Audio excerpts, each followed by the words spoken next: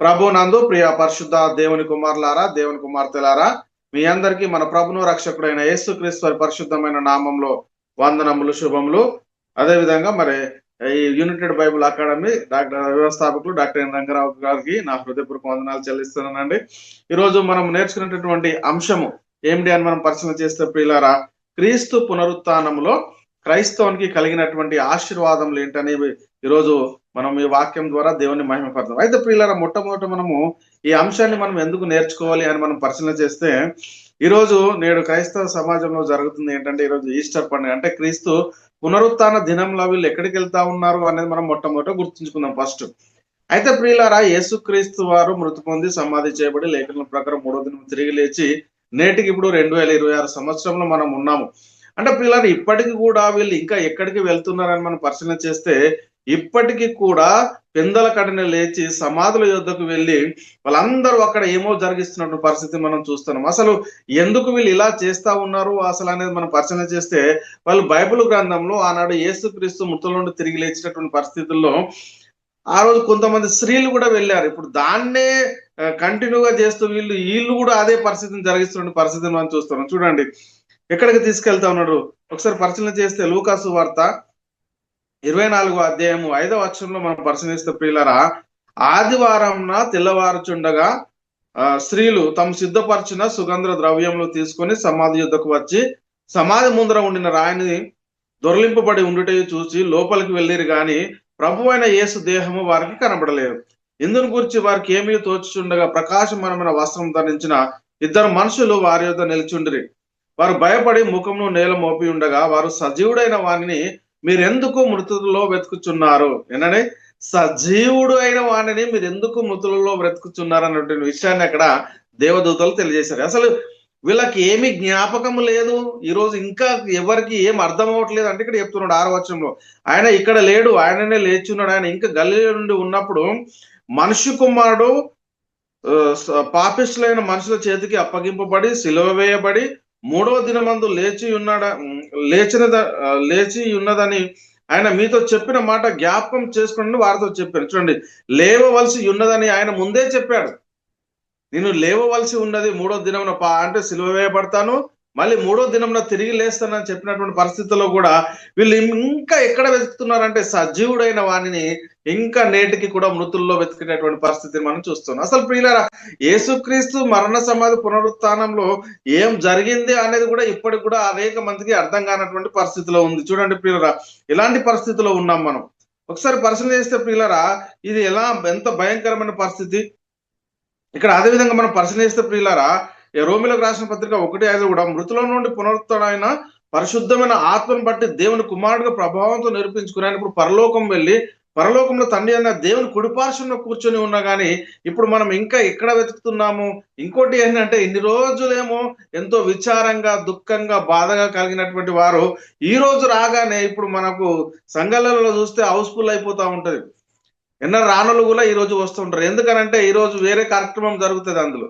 కాబట్టి ఇప్పుడు ఒకసారి ఆలోచన చేయండి, ఎలాంటి పరిస్థితులు మనం ఉన్నాం అంటే దేవుని యొక్క శక్తిని కానీ క్రీస్తు యొక్క పునరుత్థానాన్ని కానీ మనం ఎంతవరకు గ్రహించగలిగి ఉన్నాము అనేది మొట్టమొదట మనల్ని మనం ఒకసారి పరిశీలన చేసుకోవాలి. కాబట్టి ప్రియులారా, వీళ్ళు ఎందుకు ఇలా చేస్తూ ఉన్నారంటే, దేవుడు చెప్పినటువంటి మాటను వీళ్ళు ఎందుకు అంగీకరించట్లేదంటే, పౌలు గారు ముందే చెప్పాడు రోమిలకు రాసిన పత్రికలో, సహోదరులారా, ఇశ్రాయేలు రక్షణ పొందవలన హృదయాభిలాషయు వారి నిమిత్తం నేను దేవునికి చేయ ప్రార్థన అని చెప్పి అక్కడ ఏమంటారంటే, వారు దేవుని యందు ఆసక్తి గలవారని ఉన్నారని వారి గురించి నేను సాక్ష్యం ఇచ్చుచున్నాను, ఆయనను వారి ఆసక్తి జ్ఞానానుసారమైనది కాదు అంటాడు. అయితే ఒకసారి ఆలోచన చేయాల్సినటువంటి అవసరం ఎంతైనా ఉంది ప్రియులారా. ఈరోజు మన ఆసక్తి ఎలా ఉంది? దేవుని జ్ఞానానుసారంగానే ఉందా, లేక ఈ లోక ఆచారాల వైపు ఉందా అనేది మనం మొట్టమొదట ఒకసారి పరిశీలన చేసుకోవాల్సినటువంటి అవసరం ఎంతైనా ఉంది ప్రియ సహోదరి, ప్రియ సహోదరు. అందుకే ప్రియులారా, మనం పరిశీలన చేస్తే యేసుక్రీస్తు వారి గురించి ముందే దావీదు గారు ప్రవచించారు. అయినా కానీ ఇంకా కూడా అంటే ఆ రోజు వాళ్ళకు ఒక నానుడు ఉంది కాబట్టి సిద్ధపరచు దినం వెళ్ళాలి కాబట్టి వాళ్ళు ఏదో తెలిసి తెలియక చెప్పాడు. యేసుక్రీస్తు వారు ముందుగానే చెప్పాడు, ఆల్రెడీ నేను తిరిగి లేస్తానని చెప్పిన నమ్మనటువంటి పరిస్థితుల్లో ఆ స్త్రీలు కొంతమంది ఆ రోజు వెళ్ళారేమో. ఇప్పటికీ కూడా ఇంకా దాన్ని యథావిధిగా జరిగిస్తున్న పరిస్థితిని కూడా మనం చూస్తున్నాం. ఎంత భయంకరం, ఒకసారి ఆలోచన చేయండి. అందుకే ముందే దావీదు గారు ప్రవచించారు యేసుక్రీస్తు పునరుత్థానం గురించి. ఏమంటున్నాడు ఇక్కడ అపోస్తుల కార్యములు 2:31 క్రీస్తు పాతాళంలో విడవబడలేదనియో ఆయన శరీరము కుళ్ళిపోలేదనియో దావీదు ముందుగా తెలుసుకొని ఆయన పునరుత్థానం గురించి మరి చెప్పాడు. ఆయన పునరుత్థానం గురించి ముందే ప్రవచనాలు ఉన్నాయి. ఆయన మన కోసం ఈ లోకానికి రావాలి, ప్రతి వారి రక్షణ నిమిత్తం తన రక్తాన్ని చిందించాలి, ఆయన చనిపోవాలి, పాతి పెట్టబడాలి, మళ్ళీ తిరిగి 3వ దినంలో లేస్తారని చెప్పినటువంటి పరిస్థితుల్లో కూడా అనేక మందికి దేవుని యొక్క శక్తి కూడా ఇప్పటికి కూడా అర్థం కానటువంటి పరిస్థితిలో ఉన్నారు. కాబట్టి ప్రియులారా, ఇక్కడ మనం పరిశీలన చేసుకుంటే అందుకే ఇక్కడ అపోస్తులు చెప్తున్నటువంటి మాట ఏంటంటే, దేవుడు యేసును లేపి పితరులకు చేసిన వాగ్దానము మన పిల్లలకు నెరవేర్చున్నాడు, మీకు సువార్త ప్రకటించున్నామని చెప్తున్నాడు. అంటే దేవుడు ఏదైతే వాగ్దానం చేశాడో ఆ వాగ్దానం నెరవేర్పు అనేది జరిగిపోయింది అనేది మనం మొట్టమొదట గుర్తించుకోవాల్సిన అవసరం ఎంతో ఉంది. కాబట్టి ప్రియులారా, ఇంకోటి ఏంటి అని అంటే, సమయేలు మొదలుకొని ఎందరు ప్రవక్తలు ప్రవచించరో వారందరూ ఈ దినంను గూర్చి ప్రవచించరని చెప్తున్నటువంటి లేఖనాన్ని కూడా మనము చాలా జాగ్రత్తగా పరిశీలన చేయాలి. అంటే క్రీస్తు పునరుత్థానంలో మనకు ఏం జరిగింది అనే దాన్ని మొదట మనం గ్రహించాలి, కానీ దాన్ని విడిచిపెట్టి లోకాచారాల వైపు మనము ఎక్కువ సమయం గడుపుతున్నట్టు, లోకంలో పడిపోతున్నట్టు మనకు కనబడతా ఉంది. ఎలాంటి పరిస్థితుల్లో ఉన్నాం ఒకసారి మనం పరిశీలన చేయాలి.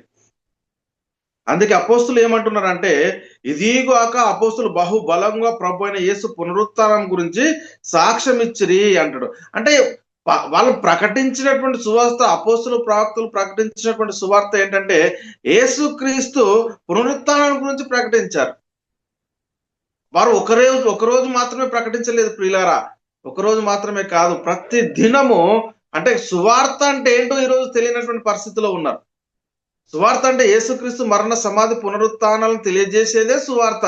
ఆ సువార్తల్లో ఉంది దేవుని శక్తి. అందుకే సిలువను గుర్చినటువంటి వార్త నశించుచున్న వారికి వెర్రితనం, కానీ రక్షించబడుతున్న మనకు దేవుని శక్తి. అంటే దేవుని శక్తి ఎందులో ఉంది అని అంటే సిలువను గుర్చినటువంటి వార్తలో ఉంది. సిలువను గుర్చినటువంటి వార్త మనం ఎంత మట్టుకు గ్రహించగలుగుతా ఉన్నాము అనేది ఒకసారి మనల్ని మనమే పరిశీలన చేసుకోవాలి. అందుకే ప్రియులారా, అపోస్తులు బహుగా ఏం చేశారంటే క్రీస్తు యొక్క పునరుత్థానం గురించి వారు ప్రకటన చేసినట్టుగా మనం చూస్తా ఉన్నాం.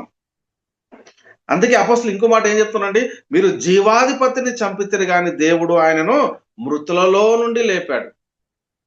ఎప్పుడు జరిగింది కార్యక్రమము అనేది మనం చాలా జాగ్రత్తగా మనం పరిశీలన చేసుకోవాలి. అంతే తప్ప ఇంకా ఇంకా ఇంకా ఇది చూడండి పిల్లలు, యేసుక్రీస్తు ఈ 40 రోజులు ఉపవాసాలు ఉంటూ ఎలాంటి పరిస్థితుల్లో గడుపుతా ఉన్నారు చూడండి. అంటే ఆయన ఏదో బలహీనుడు అయినట్టుగా, ఆయన ఏదో చాతగానట్టుగా, ఆయనను మరి అన్యాయంగా సిలువ వేసినట్టుగా చూస్తారు. అంటే ఈ లోకంలో యేసుక్రీస్తు వారిని ముట్టేటటువంటి అధికారము ఈ మనుషులకు ఎవరికి కూడా ఇవ్వబడలేదు. తండ్రి ఆజ్ఞ ఇప్పిస్తే తప్ప. ఆయన తనంతట తానే జీవం గలవాడు.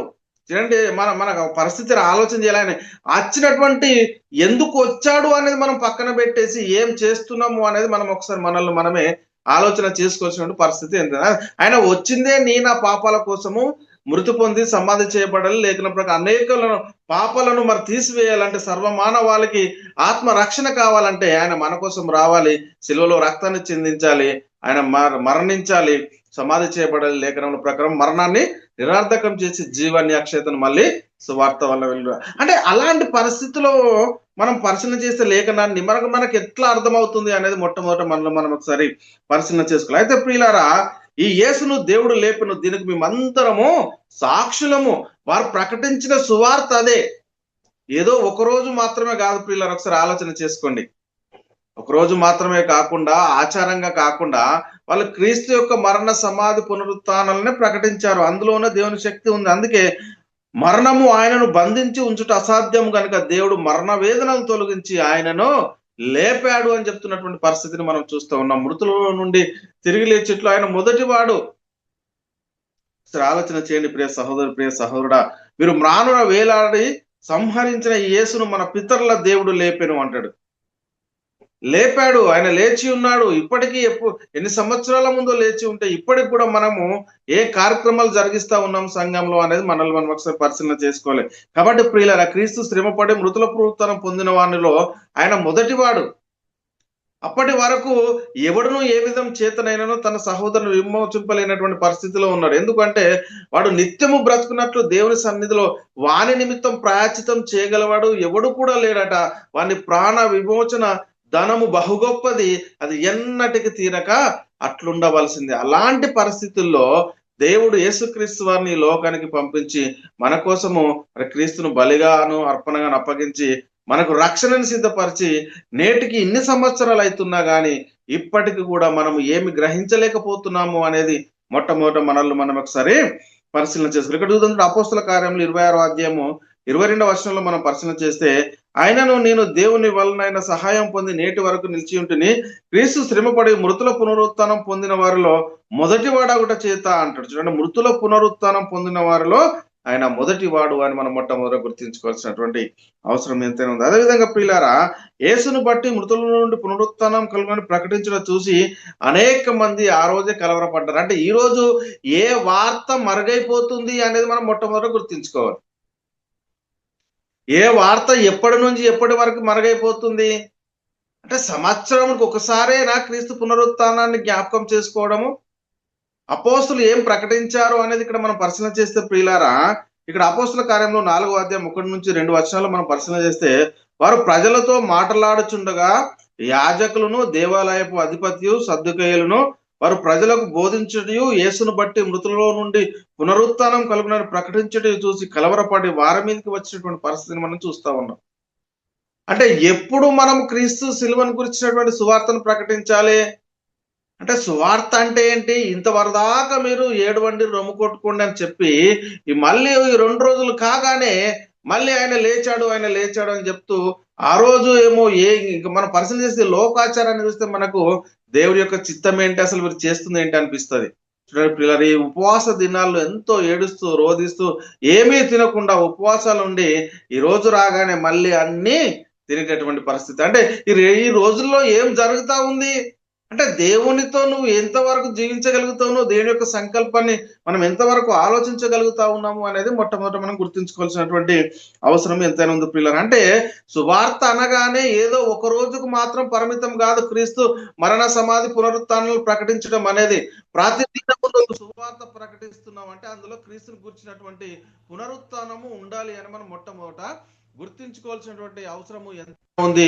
ప్రియ సహోదరి, ప్రియ సహోదరుడు, ఒకసారి ఆలోచన చేయండి ప్రియులారా, మనం ఎలాంటి పరిస్థితిలో ఉన్నాము అనేది మొట్టమొదట మనల్ని మనమే గుర్తించుకోవాలి. ఒకసారి ఇక్కడ మనం పరిశీలన చేస్తే, ఇక్కడ కొరింథీయులకు రాస్తూ చెప్తున్న అపోస్తలుడైన పౌలు గారు ఏం చెప్తున్నారంటే, ఇప్పుడైతే నిద్రించిన వారిలో ప్రథమ ఫలంగా క్రీస్తు మృతుల నుండి లేచి ఉన్నాడు. ఎప్పుడు లేచి ఉన్నాడు అనేది మనం మొట్టమొదట గుర్తించుకోవాల్సిన అవసరం ఎంత ఉంది. కాబట్టి ప్రియులారా, మనుషుని ద్వారానే మృతుల పునరుత్థానం కలిగింది. అంటే మనుషుని ద్వారా మరణం వచ్చింది కనుక మనుషుని ద్వారానే మృతుల పునరుత్థానం అనేది కలిగింది. ఈ మృతుల పునరుత్థానం అనేది అపోస్తలులు ఎప్పుడు ప్రకటించారంటే, అంటే సమయమందును అసమయమందును ఆ సువార్త ప్రకటిస్తేనే వారిని అడ్డగించారు. ఆ సువార్త ప్రకటిస్తేనే వారు అడ్డగించారు. అందుకే క్రీస్తు మృతుల నుండి తిరిగి లేవటంలో మనకు కానీ ఇప్పుడు నేడు క్రీస్తుని అంగీకరించిన సర్వలోకానికి కలిగినటువంటి ఆశీర్వాదం ఏమిటి అనేది ఇప్పటికి కూడా చాలా మందికి అర్థం కానటువంటి పరిస్థితిలో ఉంది. కేవలం అది ఒక రోజుకు మాత్రమే పరిమితం చేశారు. ఎలాంటి పరిస్థితిలో ఉన్నారు ఒకసారి ఆలోచన చేయండి ప్రియ సహోదరి, ప్రియ సహోదరుడు. అంటే మృతుల నుండి పునరుత్థానుడు అయిన యేసుక్రీస్తు కలిగి ఉన్నటువంటి సర్వాధికారం ఏంటి? ఇప్పుడు ఆయన ఇంకెక్కడ చూస్తూ ఉన్నారండి? ఇంకా ఆయన ఒకేసారి ఆ పని చేసి ముగించేస్తే ఇప్పటికీ ఇంకా ఆయనను ప్రతి సంవత్సరం సిలువ వేయడము, సిలువ మీద నుంచి దించడము, మళ్ళీ ఆయన పునరుత్థానం కోసము ఎదురు చూడడం, ఇదే జరుగుతూ ఉంది నేటికి కూడా. ఇప్పుడు ఆయన ఎక్కడున్నాడు అన్నది తెలియనటువంటి పరిస్థితిలో ఉన్నారు. ఇప్పటికి కూడా అయోమయ పరిస్థితి. ఆయన ఎక్కడున్నాడండి? ఇక్కడ యేసుక్రీస్తు ఆయన మృతి పొంది సమాధి చేయబడి లేఖనం అంటే పరిశుద్ధమైనటువంటి ఆత్మను బట్టి దేవుని కుమారుడిగా ప్రభావంతో నిరూపించుకున్నటువంటి పరిస్థితుల్లో ఆయన ఎక్కడున్నాడు? ఇప్పటికి మనం ఆయనను ఎక్కడ చూస్తూ ఉన్నాం చూడండి ప్రియులారా. ఆయన పరలోకంలో ఉన్నాడు. పరలోకంలో ఉన్న మాత్రమే కాదు, ఆయనకు సర్వాధికారం ఇవ్వబడి ఉందని కూడా మనం మొట్టమొదటి గుర్తించుకోవాలి. పరలోకంలో తండ్రి కుడిపార్శ్వంలో ఉన్నటువంటి యేసుక్రీస్తు వారిని, 3 లోకాల్లో అధికారం కలిగినటువంటి యేసుక్రీస్తు వారిని ఇప్పుడు మనం ఎక్కడ చూస్తూ ఉన్నామంటే బలహీనుడిగా సిలువ మీద చూసి ఆయనను మళ్ళీ ఆయన పునరుత్థానం కోసం ఇప్పుడు ఎదురు చూస్తున్నటువంటి పరిస్థితిని చూస్తా ఉన్నాం. అంటే మనం జరిగించేటటువంటి కార్యక్రమము దేవుని జ్ఞానానుసారమైనదైనా కాదని ఒకసారి మనల్ని మనమే ముఖ్యంగా పరిశీలన చేసుకోవాలి. అసలు మన విశ్వాసం ఏంటో మనకు తెలియనటువంటి పరిస్థితుల్లో ఉన్నామండి ఈ రోజు. ఇక్కడ మనం పరిశీలన చేస్తే ఫిలిప్పీయులకు రాసిన పత్రిక 2వ అధ్యాయము 9-11 వచనాల్లో మనం పరిశీలన చేస్తే, అందుచేతను పరలోకమందున్న వారిలో గాని, భూమి మీద ఉన్న వారిలో గాని, భూమి కింద ఉన్న వారిలో గాని, ప్రతివాని మోకాలు యేసు నామమున వంగునట్లును, ప్రతివాని నాలుకయు తండ్రి అయిన దేవుని మహిమార్థమై యేసుక్రీస్తు ప్రభు అని ఒప్పుకొన్నట్లును దేవుడు ఆయనను అధికముగా హెచ్చించి ప్రతి నామంకు పైనామం ఆయనకు అనుగ్రహించాడు. అంటే ఇప్పుడు యేసుక్రీస్తు వారు దేవుని తండ్రి అయిన దేవుని కుడిపార్శ్వంలో ఆసీనుడై ఉన్నాడు. 3 లోకాల్లో అధికారం కలిగి ఉన్నాడు. ఆయన రాజ్యపాలన చేస్తూ ఉన్నాడు.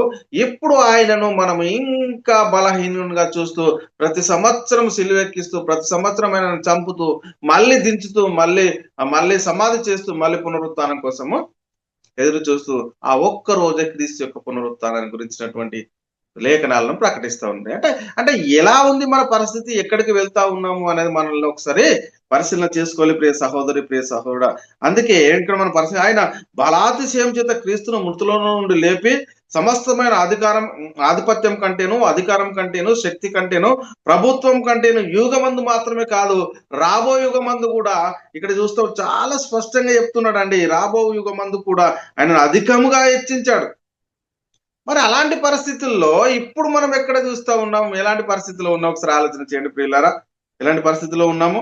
అందుకే ప్రియులారా, ఇక్కడ మనం పరిశీలన చేస్తే, పేరు పొందిన ప్రతి నామం కంటేను ఎంతో హెచ్చుగా పరలోకమందు ఆయన తన కుడిపార్శ్వంలో కూర్చుండి పెట్టుకున్నాం.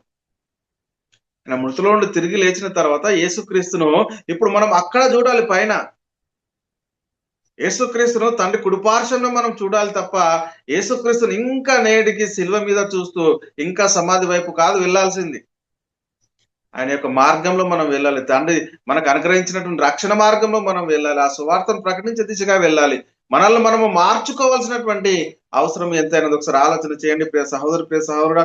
ఎలాంటి పరిస్థితులు ఉన్నాం? ఆయన పరలోకం వెళ్ళి దూతల మీదను, అధికారుల మీదను, శక్తుల మీదను ఆయన అధికారం పొందిన వాడే తండ్రి కుడిపార్శ్వం నుండి అంత స్పష్టంగా లేఖనాలు చెలవిస్తూ ఉంటే, ఇంకా ఇంకా ఇంకా ఇంకా ఆయనను ఎక్కడ చూస్తూ ఏం చేస్తున్నాం, మన కార్యక్రమాల ద్వారా దేవునికి ఏమైనా మహిమ జరుగుతుందా లేదా అనేది ఒకసారి మనల్ని మనమే పరిశీలన చేసుకోవాల్సిన అవసరం ఏంటంటే, ఇక్కడ చూద్దాం చూడండి.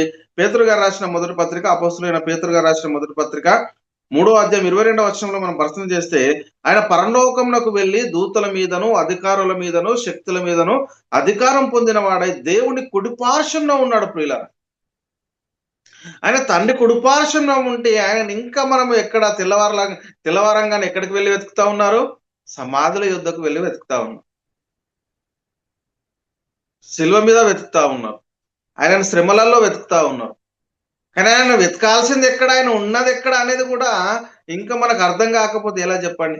యేసుక్రీస్తు వారు ఒకేసారి ఆ పని చేసి ముగించాడు ప్రియులారా, ఒకేసారి పని చేసి ముగించాడు. మనం పరిశీలన చేస్తే క్రీస్తు చేసే ముఖ్యమైన మూలరాయి ఉండగా, అపోస్తులు ప్రవక్తలు వేసిన పునాదిలో ఎక్కడ కూడా అపోస్తులు క్రీస్తు యొక్క శ్రమల దినాలు గాని వీటిని ఎక్కడ కూడా జరిగించినట్టుగా మనం చూడం. వాళ్ళు ప్రతి క్షణము ప్రకటించింది క్రీస్తు యేసు మరణ సమాధి పునరుత్థానములను. మీరు దేవుడు లేపాడు, మీరు సిలువ చేసిన దేవుడు ప్రభువాని క్రీస్తుని నియమించాడు, లేపాడు. క్రీస్తుని బట్టే మృతుల పునరుత్థానం అని వాళ్ళు సువార్త ప్రకటించి సంఘాన్ని సిద్ధపరిచి అనేక మంది ఆత్మను రక్షిస్తే, నేడు మనం ఇప్పుడు సమాధుల తోటల పట్టు తిప్పుతా ఉన్నారు మనుషులను. ఒకసారి ఆలోచన చేయండి ప్రియ సహోదరి, ప్రియ సహోదరుడు, మన విశ్వాస జీవితము ఎక్కడికి వెళ్తా ఉంది? ఆయన సమస్త ప్రధానులను, అధికారులకు ఆయన శిరస్సు అయి ఉన్నాడు. ఆయన అంతటి మహిమలో ఉన్నాడు. ఆయన మహిమను గుర్తించాలి మనం. చూడండి ప్రియులారా, ఇక్కడ కొలస్సీలకు రాసిన పత్రిక 2:10లో, మరియు ఆయన యందు మీరును సంపూర్ణులై ఉన్నారు. ఆయన సమస్త ప్రధానులకును, అధికారులకును శిరస్సు. తండ్రికి తప్ప సమస్తమైనటువంటి అధికారము యేసుక్రీస్తు వారికి అనుగ్రహించబడిందని మనం మొట్టమొదటి గుర్తించుకోవాల్సినటువంటి అవసరం ఎంత. కాబట్టి ప్రియులారా, దేవుడు ఆయనను అధిపతిగాను, రక్షకునిగాను తన దక్షిణ హస్తబలము చేత హెచ్చించి ఉన్నాడు. ఇప్పుడు కాదు, ఎప్పుడో ఆయన ఇప్పటికి నేటికి 2026 సంవత్సరాలు కాబోస్తుంది. ఆయన తండ్రి సన్నిధికి మళ్ళీ మన కోసం వచ్చి ప్రాణం ఇచ్చి తిరిగి లేచి తండ్రి కుడి పార్శ్వంలో కూర్చుండి ఆయన మన కోసం విజ్ఞాపన చేస్తూ రాజ్యపాలన జరిగిస్తున్నటువంటి పరిస్థితుల్లో ఆయన రెండో రాకడ కొరకు కనిపెట్టుకోవాల్సినటువంటి మనం, నా ఇంటి అనేక నివాసాల స్థలములు కలవు, నేను వెళ్తా ఉన్నాను, మీకు స్థలం సిద్ధపరచ వెళ్తా ఉన్నాను, మళ్ళీ వస్తాను, వచ్చి నేనుండి స్థలంలో మిమ్మల్ని తీసుకెళ్తానని యేసుక్రీస్తు వారు చెప్పారు. ఆయన యొక్క రెండో రాకడ కోసము మనము సిద్ధపడాల్సింది పోయి ఈరోజు మనం జరిగిస్తున్నటువంటి కార్యక్రమాలు ఏంటి అనేది ఒకసారి ఆలోచన చేయాలి. ఇక్కడ చూస్తాం చూడండి ప్రియులారా, అపోస్తుల కార్యములు 5వ అధ్యాయం 31 నుంచి 32 వచనంలో మనం పరిశీలన చేస్తే, ఇశ్రాయేలుకు మారు మనసును పాప క్షమాపణను దయచేయుటకై దేవుడైనను అధిపతిగాను రక్షకునిగాను తన దక్షిణ హస్తబలం చేత హెచ్చించి ఉన్నాడు.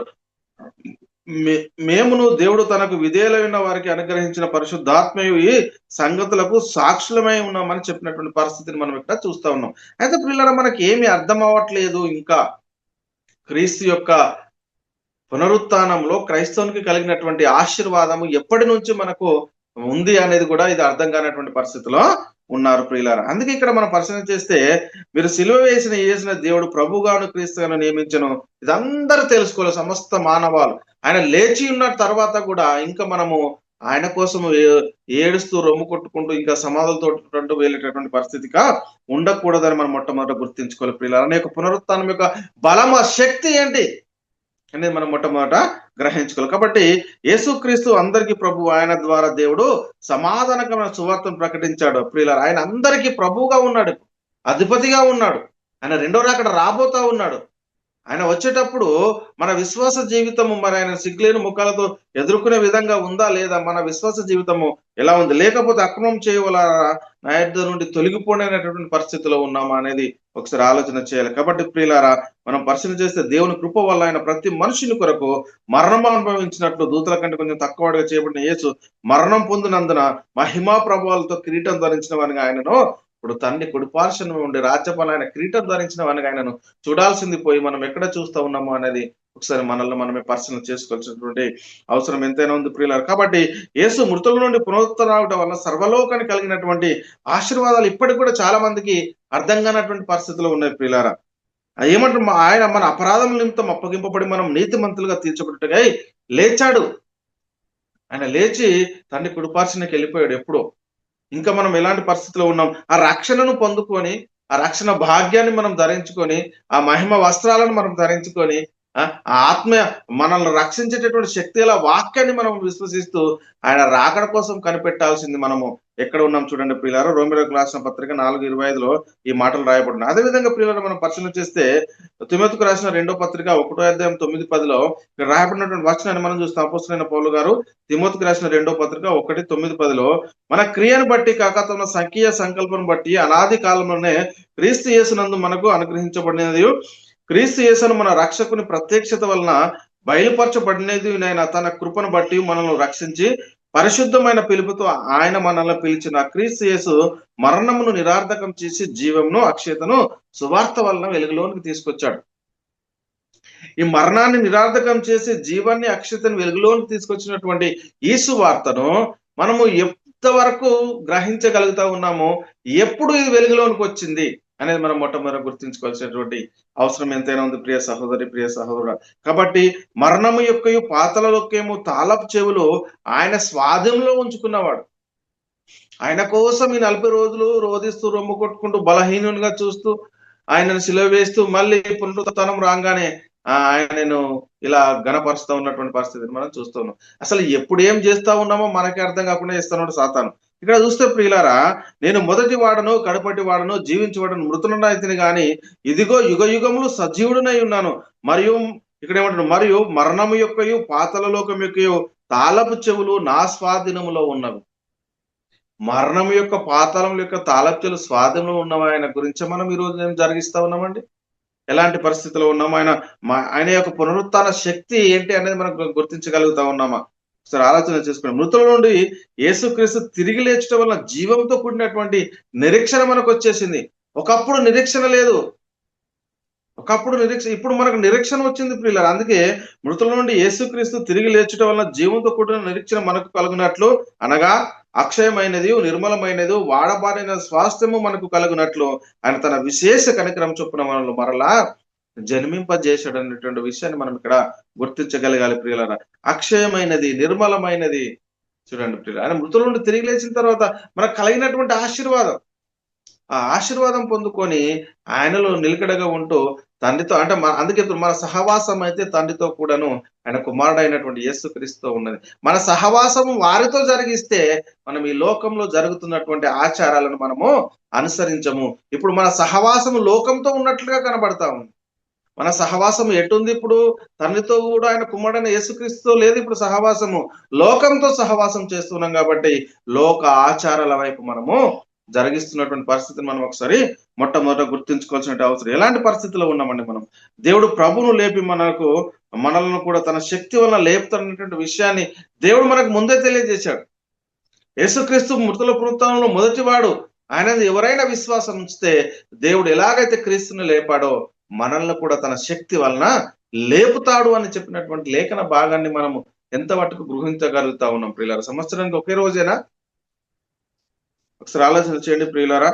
మన ప్రభు అయిన యేసును లేపిన వాడు యేసుతో మిమ్మల్ని కూడా లేపి మీతో కూడా తనదేంట నిలబెట్టునని ఎరిగి ఉండాలి. మన యొక్క విశ్వాసానికి ఫలమేంటి, మన నిరీక్షణకు ఫలం ఏంటి అనేది మొట్టమొదటి మనం గుర్తించుకోవాలి. ఇక్కడ చెప్తా ఉన్నాడు ప్రియుడు, కాగా విశ్వసించి కనుక మాటలాడితే నేను రాయబడిన ప్రకారము అట్టి విశ్వాసంతో కూడిన ఆత్మగల వారమై ప్రభు అయిన యేసును లేపిన వాడు యేసుతో మమ్మును కూడా లేపి మీతో కూడా తన ఎదుట నిలవబెట్టిన నేరిగి మేము నిశ్చయించుచున్నాము గనక మాటలాడుచున్నాము. ఎందుకు మేము ప్రకటిస్తా ఉన్నాము? ఎందుకు సువార్త సత్యాన్ని మేము ప్రకటిస్తూ ఉన్నాము? ఎందుకు క్రీస్తు మా పునరుత్థానాన్ని గురించి మేము ప్రకటిస్తున్నాము? పునరుత్థానంలో దేవుని యొక్క శక్తిని గురించి మేము ప్రకటిస్తున్నామని ఎందుకు అపోస్తలులు చెప్తా ఉన్నారంటే వాళ్ళు విశ్వసించారు. ఆ విశ్వాసాన్ని బట్టి వాళ్ళు మాట్లాడుతూ ఉన్నారు. ప్రభు అయిన యేసును లేపిన వాడు యేసుతో మమ్మను కూడా లేపి మీతో కూడా తన ఎదుట నిలబెట్టిన నేరిగి మేమును విశ్వసించుచున్నాం. అంటే యేసుక్రీస్తు మృతుల నుండి తిరిగి లేవడం ద్వారా జీవముతో కూడినటువంటి నిరీక్షణ, పరలోక పౌరసత్వము, దేవుని కుమారత్వము, పరిశుద్ధుల స్వాస్థ్యంలో పాలివారము, దేవుని ఇంటివారమైనటువంటి పరిస్థితిని మనం చూస్తున్నాం. మరి అది ఎప్పుడు జరిగింది అనేది మనం గ్రహించేటటువంటి పరిస్థితి కూడా ఉండాలి ప్రియులారా. చాలా జాగ్రత్తగా మనం ఉండాలి. కాబట్టి క్రీస్తునందు ఆదామునందు అందరూ ఎలాగో మృతి పొందిరో అలాగనే క్రీస్తునందు అందరూ బ్రతికింపబడతారు. అంటే క్రీస్తు పునరుత్థానంలో ఎవరైతే మరి పాలు పంపులు పొందుకుంటారో, అంటే పునరుత్థంలో పాలు పంపులు పొందుకోవడం అంటే ఏంటి అంటే ఎవరైతే యేసుక్రీస్తు దేవుని కుమారుడు, యేసుక్రీస్తు ప్రభువు, యేసుక్రీస్తు రక్షకుడు, యేసుక్రీస్తు ద్వారా పాపక్షమాపణ, రక్షణ, నిత్య జీవము, పరలోకం అని నమ్మి విశ్వసించి మారు మనసు పొంది పశ్చాత్తాపడి యేసుక్రీస్తు నామంలో బాప్తిసం తీసుకొని సంఘంలో ఎవరైతే చేర్చబడతారో వారే మరి క్రీస్తునందు విశ్వాసం ఉంచిన వారు. వారినే దేవుడు మళ్ళా క్రీస్తును రెండో రాకడ వచ్చినప్పుడు క్రీస్తుతో పాటు తీసుకెళ్లి దేవుని సన్నిధిలో ఉంచేటటువంటి పరిస్థితి. ఒకసారి ఆలోచన చేయండి ప్రియ సహోదరు, ప్రియ సహోదరుడు, మనం ఎలాంటి విషయంలో ఉన్నాము? మరి క్రీస్తునందు అందరూ బ్రతికింపబడేటటువంటి పరిస్థితిలో ఉన్నామా? కాబట్టి ప్రియుల ప్రతివాడు తన వరుసలలోనే బ్రతికింపబడునట. ప్రథమ ఫలం క్రీస్తు, తర్వాత క్రీస్తు వచ్చినప్పుడు ఆయన వారు బ్రతికింపబడరు. ఇప్పుడు ఈ క్రీస్తు నందు మృతులైన వారందరూ ఎక్కడ ఉన్నారంటే పరదేశంలో నెమ్మది పొందుతున్నారు. ఆయన రెండో రాకడ వచ్చేటప్పుడు వారిని వెంట పెట్టుకుని వస్తాడు. మరి ఆయన యందు విశ్వాసం ఉంచినటువంటి మనము ఒకవేళ క్రీస్తు రాక ఆలస్యం అయితే సజీవులుగానే మనం మన శరీరం, ఈ దీన శరీరము తన మహిమ శరీరానికి సమరూపంగా మారి ఆయనతో పాటు మనము మరి దేవుని సన్నిధానానికి వెళ్లాల్సినటువంటి మనము ఇలాంటి కార్యక్రమాలు చేస్తే మరి క్రీస్తు వారితో మనం వెళ్తామా? ఒకసారి ఆలోచన చేయండి ప్రియ సహోదరి, ప్రియ సహోదరుడా. దేవుని యొక్క విశ్వాసము మనలో ఎంతవరకు అంటే ఆయన నిరీక్షణ, విశ్వాసము, మా క్రియాశక్తి మనలో జరుగుతా ఉందా లేదా అనేది మొట్టమొదటి ఒకసారి మనల్ని మనమే పరిశీలన చేసుకోవాల్సిన అవసరం ఎంతైనా ఉంది ప్రియులారా. కాబట్టి ఒకసారి ఆలోచన చేయండి. ఏలైనగా మీరు మృతి పొందుతున్న మీ జీవము క్రీస్తుతో కూడా దేవుని యందు దాచబడి ఉన్నదంట. అంటే యేసుక్రీస్తు నందు ఎవరైతే నిలిచి ఉన్నారో వారి యొక్క జీవాన్ని మరి పరలోకమందు దాచుకున్నవారు, దేవుని పరలోక పౌరసత్వంలో ఉన్నటువంటి వారు. మనం ఈ దేహము ఇక్కడ నిలిచి ఉన్నా ఈ దేహాన్ని విడిచిన తర్వాత మన పౌరసత్వం పరలోకం ఉంటుంది. మరి దాన్ని కాపాడుకోవాలి అని అంటే, ఆ పౌరసత్వాన్ని మనం నిలుపుకోవాలి అని అంటే ఈ లోకంలో ఉన్నప్పుడు మన విశ్వాస జీవితాన్ని మరి క్రీస్తుకు తగినట్టుగా మనము మరి నడుచుకోవాల్సినటువంటి అవసరం ఎంతైనా ఉందని మనం మొట్టమొదట గుర్తించుకోవాలి. అందుకే మీరు క్రీస్తుతో కూడా లేపబడిన వారైతే పైనున్న వాటిని వెతుకుడి, అక్కడ క్రీస్తు దేవుని కుడిపార్శ్వంలో కూర్చుండి ఉన్నాడు. పైనున్న వాటి మీదనే గాని భూ సంబంధమైన వాటి మీద మనసు పెట్టుకొనకుడి అంటున్నాడు. ఏలైనగా మీరు మృతి పొందుతురి, మీ జీవము క్రీస్తుతో కూడా దేవుని యందు దాచబడి ఉన్నది. మనకు జీవమైన క్రీస్తు ప్రత్యక్షమైనప్పుడు మీరును ఆయనతో కూడా మహిమయందు ప్రత్యక్షపరచబడుదురు. ఇదండి మన నిరీక్షణ. మన విశ్వాస జీవితాన్ని కట్టుకునే పరిస్థితుల్లో మనం ఎలాంటి పరిస్థితులు ఉన్నాము? ఈ మాటలు ప్రియులారా కొలస్సీలకు రాసిన పత్రిక 3వ అధ్యాయం 1-4 వచనాల్లో రాయబడి ఉన్నాయి. అయితే మనము క్రీస్తుతో కూడా లేపబడిన వారమైతే మన చూపు అంతా పై తట్టే ఉండాలి. కానీ ఇక్కడ ఏమంటున్నాడండి, మనకు కానీ ఎటు జరుగుతా ఉందట, పైనున్న వాటి మీదనే గాని భూ సంబంధమైనటువంటి వాటి మీద మనసు పెట్టకూడదు. అంటే దేవుని యొక్క మహిమ, క్రీస్తు యొక్క త్యాగాన్ని నువ్వెంత మట్టుకు గుర్తించగలుగుతా ఉన్నావు అనేది మనం మొట్టమొదటి గుర్తించుకొని, ఈ భూ సంబంధమైనటువంటి ఈ లోక సంబంధమైనటువంటి ఆచారాల్లో కాకుండా ఆయన మీద మనము ఎలాంటి మనసుంచాము, ఆయనను ఎలా గ్రహించగలిగాము అనేది మన విశ్వాస జీవితంలో మనం చేయాల్సినటువంటి మొట్టమొదటి కార్యక్రమము. మన విశ్వాస జీవితం ఎలా బలపడతా ఉంది అనేది ఒకసారి పరిశీలన చేసుకోవాలి. అందుకే భూ సంబంధమైన వాటి మీద మనసు పెట్టుకున్నట్టు ఏలయనగా మీరు మృతి పొందితిరి, మీ జీవము క్రీస్తుతో కూడా దేవుని యందు దాచుకున్నటువంటి వారు. మరి మనము ఆయన దగ్గరికి వెళ్ళాలి, ఆయన సన్నిధిలోనికి వెళ్ళాలి అని అంటే మన విశ్వాస జీవితము భూ సంబంధమైన వాటి మీద మనసు పెట్టకూడదని చెప్పినట్టు పరిస్థితి మనం ఇక్కడ చూస్తూ ఉన్నాం. కాబట్టి ప్రియులారా, పరలోకమందు మీ కొరకు ఉంచబడిన నిరీక్షను బట్టి యేసుక్రీస్తునందు మీకు కలిగి ఉన్న విశ్వాసం గూర్చి, పరిశుద్ధులందరి మీద మీకున్న ప్రేమను గూర్చి మేము విని ఎల్లప్పుడు మీ నిమిత్తం ప్రార్థిస్తాం. అంటే పరలోకమందు మీ కొరకు ఉంచబడి ఉన్నటువంటి నిరీక్షణను బట్టి అంటాడు. క్రీస్తునందున్న మీకు కలిగి ఉన్నటువంటి విశ్వాసము, మన క్రీస్తునందున్నటువంటి విశ్వాసం ఈరోజు ఎక్కడికి వెళ్ళిపోతుంది అనేది మనం మొట్టమొదటి గుర్తించుకోవాలి. గుడ్ ఫ్రైడే రాకముందు 40 రోజులు ఉపవాసాలు, ఆ తర్వాత ఈస్టర్ పునరుత్థానం, ఇంకా ఇటే వెళ్ళిపోతుంది మన విశ్వాసం. అంతే తప్ప మన విశ్వాస జీవితము మరి ప్రభువునందు ఉన్నదా లేదా అనేది ఒకసారి మనలో మనమే పరిశీలన చేసుకోవాల్సిన అవసరం ఎంతైనా ఉంది. కాబట్టి ప్రియులారా, మన ప్రభువు యేసుక్రీస్తు యొక్క తండ్రి అయిన దేవుని కృతజ్ఞతాస్తుతులు చెల్లించున్నాము అంటాడు. మన పరిస్థితి ఎలా ఉంది ఒకసారి ఆలోచన.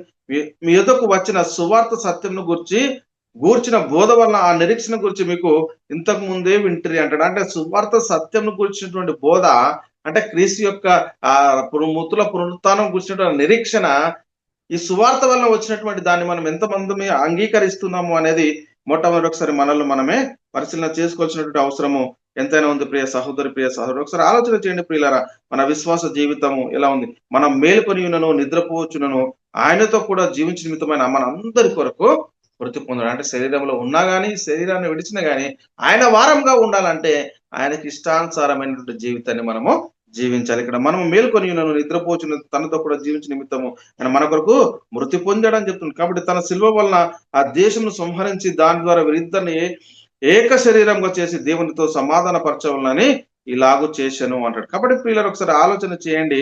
ఆ ద్వేషము ఏదైతే దేవునికి మనకు మధ్యలో ఉన్నటువంటి దాన్ని తీసేశాడు. ఆ ద్వేషాన్ని తీసేసి దేవుని సన్నిధిలో మనల్ని పరిశుద్ధులుగా నిలబెడితే ఆ నిలబెట్టినటువంటి ఆ మహిమను మనం ఎంతవరకు గ్రహించగలుగుతున్నాము అనేది మనం ఒకసారి పరిశీలన చేసుకోవాల్సిన అవసరము ఎంతైనా ఉంది ప్రియులారు. ఇక్కడ మనం పరిశీలన చేసుకుంటే చాలా అద్భుత మాటలు ఇంకా రాయబడి ఉన్నాయి. ఆయన ద్వారానే మనం ఉభయంలో ఒక ఆత్మయందు తండ్రి సన్నిధికి చేరగలుగుతా ఉన్నాం. అంటే క్రీస్తునందు విశ్వాసం ఉంచిన వారు ఎక్కడికి వెళ్తా ఉన్నారంటే తండ్రి సన్నిధి కానీ, మరియు ఆయన వచ్చి దూరస్తులైన మీకును సమీపస్తులైన వారికి సమాధాన సువార్తను ప్రకటించను. ఆయన ద్వారానే మనము ఉభయము ఒక ఆత్మయందు తండ్రి సన్నిధికి చేరగలుగుతున్నాము అనేటువంటి విషయాన్ని మనం ఒకసారి పరిశీలన చేయాలి. అంటే దేవుని సన్నిధిలోనికి మనం చేరాలి అని అంటే క్రీస్తు యొక్క పునరుత్థాన మహిమ యొక్క ఆశీర్వాదాలు ఏంటి అనేది మొట్టమొదట మనకు తెలుసు. అది ఎప్పుడు ప్రవర్తిస్తుంది మనకు? సంవత్సరానికి ఒకే రోజా, లేక సమయమందు ఆ సమయంలో దేవుని యొక్క సువార్త అంటే క్రీస్తుని గురించినటువంటి సువార్త. అంటే ఏ సువార్త అంటే అంటే పౌలు గారు చెప్తారు కదా, కొరింథీ సంఘానికి రాసినటువంటి పత్రికలు 15 అధ్యాయాలు చెప్తాడు, మన పాపముల నిమిత్తం క్రీస్తు మృతి పొందెను, సమాధి చేయబడెను, లేఖనముల ప్రకారము 3వ దినమున. అంటే నేను మీకు ప్రకటించిన సువార్త మీకు తెలియజేసిన, మీరు దాని అందు నిలిచి ఉన్నారు. మీ విశ్వాసము వ్యర్థమైతేనే గాని నేను ఏ ఉపదేశ రూపంగా సువార్త మీకు ప్రకటించుతున్నో ఆ ఉపదేశం మీరు గట్టిగా పట్టుకోవాలని. అంటే యేసు అంటే అపోస్తులు ప్రకటించినటువంటి సువార్త యందు మనం నిలకడగా ఉంటే తప్ప మనము దేవుని రాజ్యానికి చేరలేనటువంటి పరిస్థితి ఉందని మనం మొట్టమొదటి గుర్తించుకోవాలి. అంటే అపోస్తులు ప్రాప్తులు వేసిన పునాదిలో నిలకడగా ఉండాలి. ఆ పునాదిలో మనం కట్టపడాలి. అంతే తప్ప ఈ లోకానుసారమైనటువంటి పరిస్థితులు మనం జరిగించామా దేవునికి దూరాస్తులు అయిపోయేటటువంటి పరిస్థితి మొట్టమొదట మనము గుర్తించుకోవాల్సిన అవసరం ఎంతైనా ఉంది. ప్రియ సహోదరు, ప్రియ సహోదరుడు, ఒకసారి ఆ పరిశీలన చేసుకుని క్రీస్తు పునరుత్థానంలో క్రైస్తవునికి కలిగినటువంటి ఆశీర్వాదం అంటే పరిశుద్ధులతో ఏక పట్టణస్థులను దేవుని ఇంటి వారై ఉన్నారు ప్రియులారు. ఇక్కడ మనం పరిశీలిస్తే కాబట్టి మీరిక మీద పరజనులను పరదేశులై ఉండక పరిశుద్ధులతో ఏక పట్టణస్థులు దేవుని ఇంటివారు. అంటే దేవుని ఇంటివారైనటువంటి కృప దేవుడు మరి క్రీస్తు పునరుత్థానంలో మనం కలిగించాడు అనేది మనం మొట్టమొదట గుర్తించుకోవాలి. కాబట్టి ఆయన మనల్ని అంధకార సంబంధమైనటువంటి అధికారంలో నుండి విడుదల చేసి తను ప్రేమించిన తన కుమారుని యొక్క రాజ్య నివాసులుగా మనల్ని చేశాడు అనేది మొట్టమొదట మనము గుర్తించుకోవాలి ప్రియులారా. కాబట్టి ఒకసారి ఆలోచన చేయండి. ఇప్పుడు మన పౌరస్థితి ఎక్కడ ఉందంటే, మన పౌరస్థితి పరలోకమంది, అక్కడ నుండి మన ప్రభు అయిన యేసుక్రీస్తును రక్షకుని నిమిత్తము కనిపెడతా ఉన్నాం. మన పరిస్థితి పరలోకంలో ఉంది. ఆయన తండ్రి కుడిపార్శ్వంలో ఉన్నాడు. అది మన నిరీక్షణ. ఆయన వచ్చినప్పుడు ఆయనతో పాటు మనల్ని తీసుకెళ్తాడు. ఒకవేళ నేను ముందే నిద్రిస్తే, ఆయనకి ఇష్టానుసారంగా నిద్రిస్తే పరదేశంలో ఉంటాను. ఒకవేళ ఆయన వచ్చేంత వరకు నేను సజీవునిగా ఉంటే, ఈ శరీరమే, ఈ దీన శరీరం తన మహిమగల శరీరానికి సమరూపంగా మారి ఇక్కడ నుండి నేను పరలోకానికి వెళ్తానని ఒక నిరీక్షణ, ఆ నిరీక్షణ అనేది మనకు మొట్టమొదట. అందుకే మన పౌరస్థితి పరలోకమందు ఉన్నది. అక్కడ నుండి మన ప్రభు అయిన యేసుక్రీస్తు రక్షణ నిమిత్తం మనము కనిపెట్టున్నటువంటి పరిస్థితి. ఆయన ఎక్కడి నుంచి వస్తాడు అని కనిపెడతా ఉన్నాము. ఆయన ఎక్కడ చూస్తా ఉన్నాము. ఆయన ఇప్పటికీ సిలువలో, ఆ సమాధిలో ఆయన లేవటం, సిలువ వేయబడటము, దింపడము, సమాధి చేయబడటము, లేపబడటం, ఇదే ఇప్పుడు మనం జరిగిస్తా ఉంది. కానీ ఆయన ఎక్కడ ఉన్నాడు? ఆయన ఒకేసారి ఆ పని చేసి ముగించి ఆయన ఎక్కడికి వెళ్ళిపోయాడు అంటే తండ్రి కుడిపార్శ్వంలో ఆసీనుడై ఉన్నాడు. ఆయన రక్షణ నిమిత్తం కనిపెట్టి ఉండి వారి కొరకు మళ్ళీ రాబోతా ఉన్నాడు. అది అటు చూడాల్సింది పోయి లోకానుసారంగా ఈ ఈ కార్యక్రమాలు జరిగిస్తున్న పరిస్థితిని మనం చూస్తూ ఉన్నాం. కాబట్టి మీరు అపరాధం చేతను పాపం చేతను చచ్చిన వారే ఉండగా ఆయన మిమ్మల్ని క్రీస్తు కూడా బ్రతికించను. మీరు వాటిని చేయొచ్చు వాయుమండల సంబంధి అయిన అధిపతిని అనగా అవిధేయులైన వారిని ఇప్పుడు ప్రేరేపించే శక్తికి అధిపతిని అనుసరించి ఈ ప్రపంచ ధర్మం చొప్పున ఒకప్పుడు నడుచుకున్నారు. మళ్ళీ తిరిగి మళ్ళీ అటే నడుచుకున్నటువంటి పరిస్థితిని మనం చూస్తూ ఉన్నాం. కాబట్టి వారితో కలిసి మనం అందరం శరీరం యొక్క మనసు యొక్క కోరికలు నెరవేర్చుకుంటూ మన శరీరానుసలను అనుసరించి మునుపు ప్రార్థించటకు కడమవారి వల్లనే స్వభావ సిద్ధంగా దైవోగ్రతకు పాత్రులమై ఉంటిమి. ఆయనను దేవుడు కరుణా సంపన్నుడై ఉండి మనము మన అపరాధముల చేతను చచ్చిన వరమై ఉన్నప్పుడు సహితం మనల్ని చూపిన తన మహాప్రేమ చేత మనల్ని క్రీస్తు కూడా మనల్ని బ్రతికించనని చెప్తున్నటువంటి మాటలు మనం చూస్తున్నాం. ప్రియులారా, ఒకసారి ఆలోచన చేయండి. చీకటిలో నుండి వెలుగులోనికి, సాతాను అధికారం నుండి దేవుని వైపుకు మనం తిరగాలి. ఆయన మనల్ని చీకటిలో నుండి తన ఆశ్చర్యకరంలోనికి పిలిచాడు. అంటే క్రీస్తు శిలువ యొక్క ఆశీర్వాదాలు ఏంటి అనేది మనం మొట్టమొదట గుర్తించుకోవాల్సినటువంటి అవసరం ఎంతైనా ఉంది ప్రియులు. కాబట్టి నీవు నన్ను చూసి ఉన్న సంగతిని గురించి నేను నీకు కనబడట్లేవు. ఇక్కడ చూస్తాను చూడ ప్రియులు, నేను ఇక్కడ ఏమంటుండో, చీకట్లో నుండి వెలుగులోనికి, సాతాను అధికారం నుండి దేవుని వైపు తిరిగితిమి అని చెప్తున్నటువంటి విషయాన్ని కూడా మనం ఇక్కడ చాలా స్పష్టంగా అర్థం చేసుకోవాల్సిన అవసరం ఎంతైనా ఉంది ప్రియులు. కాబట్టి ఆయన నామం మూలంగా పాప క్షమాపణ, ఆయన యందు విశ్వసించి వాడేవాడో వాడు ఆయన నామం మూలంగా పాప క్షమాపణ పొందునని చెప్తున్నాడు. అంటే ఈ పాప క్షమాపణ, రక్షణ, నిత్యజీవం, పరలోకము, ఈ సువార్త అనేది క్రీస్తు మరణ సమాధి పునరుత్థానంలో ఉంది. దీనినే మనం ప్రకటించాలి. ఇది అనునిత్యం ప్రకటించాల్సిన పరిస్థితి. కాబట్టి ఆ ప్రేణు యందు ఆయన రక్తం వల్ల మనకు విమోచనము అనగా మన అపరాధములకు క్షమాపణ కలిగి ఉన్నదంట. కాబట్టి ఇప్పుడు ఆ కుమారుని యందు మనకు విమోచనము అనగా పాప క్షమాపణ కలుగుచా ఉన్నది. ఆయన లేచాడు, ఎప్పుడో మనకు రక్షణ సిద్ధపరిచాడు. వారికి సిద్ధపరిచినటువంటి ఆ రక్షణను మనం పొందుకొని ఆయన కోసం ఎదురు చూడాల్సింది పోయి, విశ్వాస జీవితాన్ని కాపాడుకోవాల్సింది పోయి, మనం జరిగిస్తున్నటువంటి క్రియల ద్వారా ఎలాంటి చూస్తామని చూడండి ప్రియులారా. క్రీస్తు లేపబడి ఉన్న ఎడల అంటే వాళ్ళు మృతుల పునరుత్థానం గురించి ప్రకటించినా కానీ అనేక మంది ఆ రోజు తిరస్కరించారు. ఇప్పటికీ అలాంటి పరిస్థితి జరుగుతూ ఉంది. ఒకసారి ఆలోచన చేయండి ప్రియ సహోదరి, ప్రియ సహోదరు. ఆయన పొందిన గాయముల చేత మీరు స్వస్థతను పొందితిరి. మనం పాపల విషయమై చనిపోయి నీతి విషయమై జీవించినట్లు ఆయన తానే తన శరీరం అందు మన పాపములను మ్రాను మీద మోసుకొని ఆయన పొందిన గాయముల చేత మనకు స్వస్థ. కాబట్టి ఈ జీవిత కాలం మట్టికి మనం క్రీస్తునందు నిరీక్షించిన వారమైనలా, అంటే ఏమంటారు, మనుషులందరికంటే దౌర్భాగ్యమైనటువంటి పరిస్థితి ఉంది. కాబట్టి ప్రియులారా, మనం నిరీక్షణ కలిగిన వారమై రక్షించబడుతుంది. ఏలైనా మనము నిరీక్షణ కలిగిన వారమై రక్షించబడుతుంది. నిరీక్షింపబడినది కనపడినప్పుడు నిరీక్షణ పని ఉండే తను చూస్తున్న దానికోసము ఎవడు నిరీక్షించను అని చెప్తున్నాడు. కాబట్టి మృతులలో నుండి ఆయనను లేపిన వాని దీన్ని నమ్మటకు అందరికీ ఆధారం కలిగి ఉంది అంటుండు. సరే ఆలోచన చేయండి. ఇప్పుడు క్రీస్తు మృతుల నుండి లేచి ఉన్న తర్వాత మన విశ్వాస జీవితాన్ని మనం ఎటువైపు కడుక్కుంటున్నాం. కాబట్టి ప్రియుల, తన మృతులను సజీవులకు ప్రభువుటకు ఇందు నిమిత్తమే కదా ప్రభు ఆయనను లేపెను అంటాడు. కాబట్టి ఇక్కడ చూస్తే తన మృతులకును సజీవులకును ప్రభువుటకు ఇందు నిమిత్తమే కదా క్రీస్తు చనిపోయి మరలా బ్రతికెను. ఒకసారి ఆలోచన చేయండి ప్రియులారా. మరి దేవుడు సజీవులకును మృతులకును మరి తీర్పు తీర్చుతాడు. మన పరిస్థితి ఎలాంటి పరిస్థితిలో ఉన్నాం ఒకసారి ఆలోచన చేయండి ప్రియులారా. దేవుడు సజీవులకును మృతులకు న్యాయాధిపతిగాను ఆయనను నియమించి ఉన్నాడు ప్రియులారా. ఇది కాక సజీవులకు మృతులకట న్యాయాధిపతిగా అతను నియమించి వాడు ఈయనే అని ప్రజలకు ప్రకటించి దృఢసాక్ష్యం ఇవ్వాలని మాకు ఆజ్ఞాపించిన దేవుని కుడిపార్శ్వన ఉన్నవాడును మన కొరకు విజ్ఞాపన చేస్తూ ఉన్నాడు. ఆయన రెండోరు అక్కడ రాబోతూ ఉన్నాడు. కాబట్టి ఒకసారి ఆలోచన చేయండి ప్రియులారా. మన విశ్వాస జీవితాన్ని మనము ఎలా కట్టుకుంటున్నాం. ఏదో కొద్ది రోజులు రాగానే దాని గురించినటువంటి ఆ వాక్యం ప్రకటిస్తూ మళ్ళీ మన విశ్వాస జీవితం ఈ లోకం వైపు చూస్తున్నటువంటి పరిస్థితి. కానీ ఆయన ఒకేసారి ఆ పని చేసి ముగించాడు. కాబట్టి ప్రతి సంవత్సరము మనము ఎలాంటి కార్యక్రమాలు జరిగిస్తున్నాం అనేది ఒకసారి మనల్ని మనం గుర్తుంచుకొని, మరి దేవుడు మనల్ని ఏ విధంగానైతే మరి రక్షించాడో, క్రీస్తు అంటే చీకట్లో నుండి తన ఆశ్చర్యకరమైన పిలిచాడో, ఆ పిలిచినటువంటి గుణాతిశయములను మనం ప్రచురణ చేయాలి. అంటే క్రీస్తు మరణ సమాధి పునరుత్థానం ప్రకటించి అనేక మందికి నిత్య జీవాన్ని మనము అనుగ్రహించాలి. కాబట్టి అగ్నిలో నుండి లాగినట్టు కొందరినైనా మనం రక్షించి మరి దేవుని కృపలో మనం పాలు పొందుకోవాలని, మరి ఇట్టి కృప దేవుడు మనందరికీ అనుగ్రహించును గాక. చెప్పబడినటువంటి వాక్యము దేవుడు మనందరి హృదయంలో నీరు గట్టి ఫలింపజేయను గాక. నాకు ఈ అవకాశం ఇచ్చినటువంటి యునైటెడ్ బైబిల్ అకాడమీ రంగారావు గారికి నా హృదయపూర్వక వందనాలు చెల్లిస్తున్నాను. అందరికీ వందనాలు.